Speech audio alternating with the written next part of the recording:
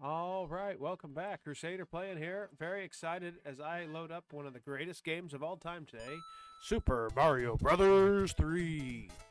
This will probably be a multiplay video, as in I'll play it multiple times because it's a little long to play in one sitting for me. There's plenty of people who could do it, I'm sure, but I'm not one of them. So we'll probably take this one world at a time, and so then if there's a particular world you don't care for or don't like, you can skip the video and you can pick up on it later. So the reason for picking Super Mario Bros. 3 is a couple reasons. Number one, Super Mario Bros. Wonder just came out, and I have not played it yet, but it seemed like a good time to talk about this game since this is considered one of the greatest, not only Mario games, but games of all time. Oh gosh, that never happens. Oh, that was close. Oh man, I'm really not doing good here. So part of my motivation for picking this game, besides Mario Brothers Wonder coming out, is I recently this year beat the game for the first time ever without cheating. Oh, and I missed the star corner. Darn it. So if you hit the box in the left-hand side when you're running full speed like that, you're almost always guaranteed to get a star. So I messed that one up. Anyway, so yeah, earlier this year when I went on vacation in May, I took my 3DS with me, and I happened to have this one from the eShop before they shut it down. And I thought I would give it a go and really try to play it and learn the game and see if it went good for me. And it did. I beat it. I was very excited. And just never done that before. I could never beat World 8. Now, I'll be transparent when I tell you I could only beat World 8 by using certain power-ups I'd earned along the way. But I never used a warp whistle. And I did not beat every level. But I beat all the ones I had to advance the game. So anyway, that's kind of where I'm at. And I just wanted to revisit this again after I did that earlier this year, since it's kind of fresh on my brain, and I've enjoyed it. Eat that. Oh yeah, there we go. Go get him. There's the star corner. So had I done that on the first one, it would have given me 5 extra lives when you load up 3 stars at the end of 3 levels. But I'll get one, and that'll be okay. So this is kind of neat, though, at this point in the map. You know, Mario games prior to this, you didn't get to select your level. You just, you went to the next one. It just told you, you're going into 1, 2, 1, 3, 1, 4, whatever.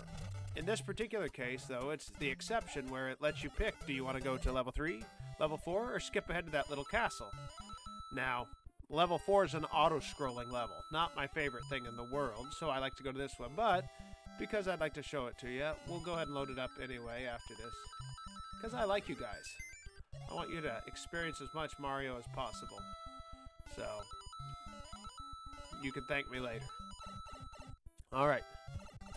So, there's a chance to get a warp whistle in this level. I don't want it because I'm not using it. So if you run back, anytime you see a white block in the level, you can crouch on it, and after like, 3 to 5 seconds, you fall behind the background. And you can, if you exit the stage on that one behind the background, you find a warp whistle. So it's pretty neat. If you're just trying to run through the game and have fun, it's a good idea. But if you're trying to play through it properly, like I am, then not so much. Okay, auto-scrolling. Stop, stop, stop. Okay, that didn't work. All right. I think this falls. Yep.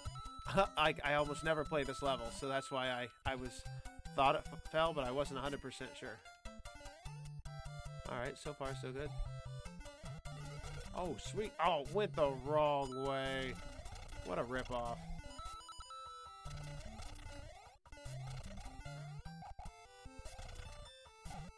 Oh, sweet.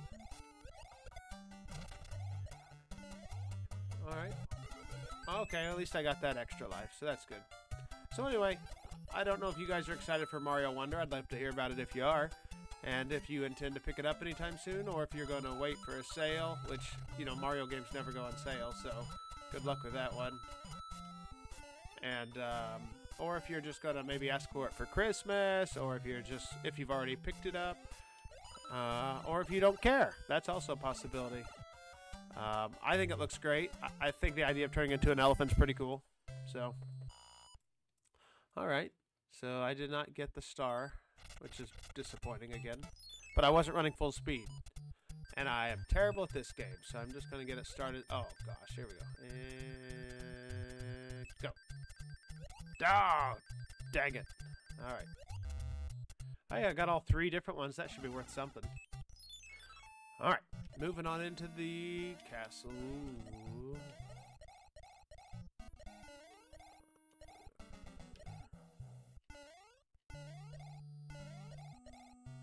Not trying to speedrun it, just focused very intently. Now, you can get another warp whistle in this stage if you were to, that door I just exited. Instead, if you were to fly up the wall there on the side and fly straight up and push to the right, there's a secret exit up there which gets you a warp whistle.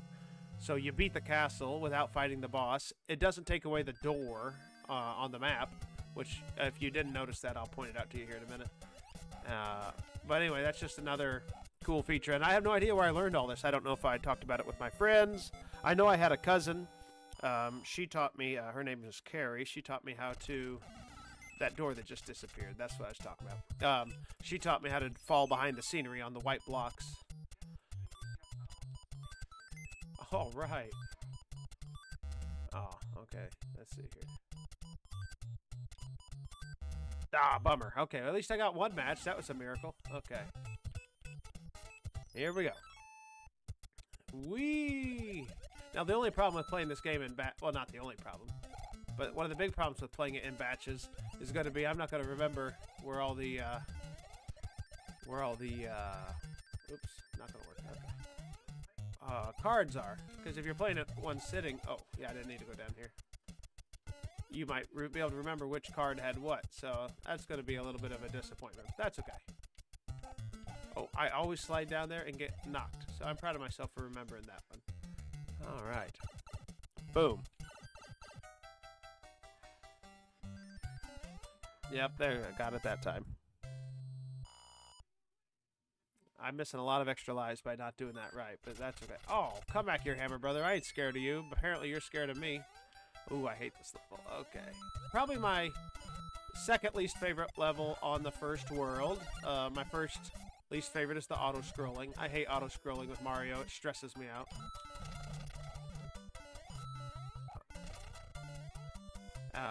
One-up mushroom. Here we go. Oh, are you kidding me? This game's stupid. Who liked it anyway? I know I never did. Who requested this? You should be shot. All right, here we go. Up we go. Yeah, I just talked about my least favorite stages on this one. My favorite stage in the first world is probably just the first one. I know that's kind of a basic answer, but it's true. I really like it a lot. It's easy. I think such muscle memory from playing it as a kid. You got to play it every time you start the game. So that's right, Mario Brother. You're on. Oh, are you kidding me? Well, at least I got a fire flyer out of it. That's cool. Oh, and a star. All right. I heard the new Mario Wonder, they took the timer out of the levels as well. So that's a new change. All right, got a leaf, a mushroom, and a flower. That's a pretty good combination of stuff. Plus a star. The stars are good later on when you face 2 Hammer Brothers in those little stages. You just put it on and knock them out real fast. They don't serve too many other purposes other than that as far as I can tell. Oh, it's terrible. The king has been transformed. Please find the magic wand so we can change him back. You got it, boss. Up we go. Airships. I love the airships. I think they're a really cool design idea. Again, they stressed me out a little bit as a kid, especially because I always felt like I was going to get hit. But I think they're cool. I don't know that they've ever done the airships quite the same as they did in this one. I think there's a lot of things they haven't done the same since this one. The number of suits that you can wear, I don't know if that's matched anywhere else or not. I think it's a really well done game, obviously. I played that closer than I should have. Alright, and we made it to the boss. Excellent. Now, there's some of those you can... Oh, gosh. No.